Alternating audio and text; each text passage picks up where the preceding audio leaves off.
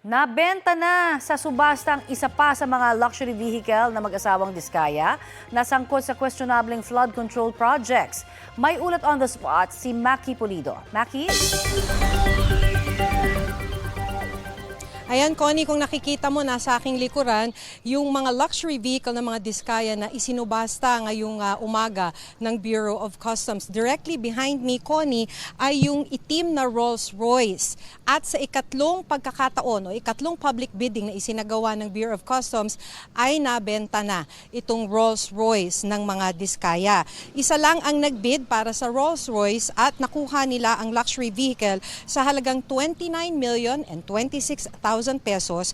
Mataas lang ito ng 1,000 sa floor price ng bidding. So Igorot Stone Kingdom Inc. ang nanalong bidder. Sa 10 luxury vehicle na ipinasubasta ngayong araw, kabilang narito nga yung 8 mga sasakyan ng mga Diskaya, tanging ang Rolls-Royce Cullinan lamang ang nabenta. Pinakamahal sa mga pinasubasta ay ang 2 Bugatti na may floor price na 149.9 million pesos para sa kulay blue at 160.4 million pesos para sa kulay red na parehong hindi pag-aari ito ng mga Diskaya. Itinakda yung susunod na public auction sa February 25. Connie? Maraming salamat, Maki Pulido.